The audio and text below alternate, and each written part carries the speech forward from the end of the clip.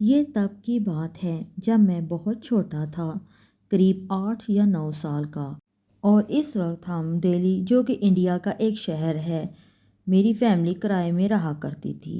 ہم جس گھر میں رہتے تھے اس گھر میں ایک امرود کا پیڑ ہوا کرتا تھا، اور چونکہ ہمارے والد محترم کافی سخت مزاج تھے، اس لیے ہم اکثر ان سے چھپ کر امرود توڑتے تھے، کیونکہ اگر انہیں اس بات کا علم ہو جاتا تو پھر ہماری پٹائی پکی تھی۔ چونکہ امرود کا پیڑ چھت سے قریب ہوتا تھا تو میں اکثر رات میں امرود توڑتا تھا۔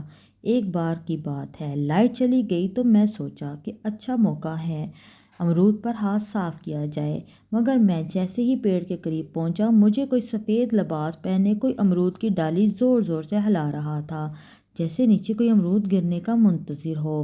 عموماً میں ڈرنے والوں میں سے نہیں تھا، اس لیے میں چپ چاپ نیچے چلے آیا۔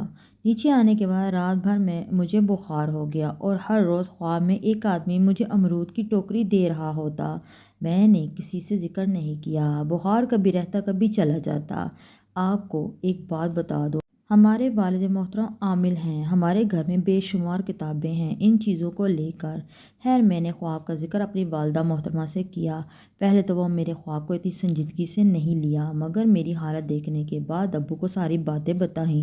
ابو کچھ پڑھ کر دم کیا، اور پھر جمعرات کو ایک نیوی بلو رنگ کا دھاگا منگوایا اور میرے سر سے لے کر پیر تک ناپ لیا، اور پتہ نہیں کتنی بار اس کا تیپ بنایا، پھر اس پر کوئی دعا پڑھی، اور پھر مجھے ہاتھ میں اس دھاگے کو رکھنے کا حکم دیا۔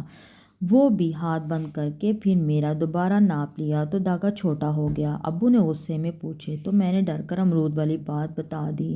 ابو بنا کچھ بولے ہفتے کے بعد گھر خالی کر دیا، اور ہم لوگ نئے گھر میں آ گئے، اور اس کے بعد جتنے بھی گھر کرائے پر لیے، اس میں کبھی پیڑ دیکھنا نصیب نہ ہوا۔ تو آپ بتائیں ابو نے ایسا کیوں کیا ہوگا؟ اور گھر خالی ہونے کے بعد مجھے پھر کبھی ویسا خواب نہیں آیا۔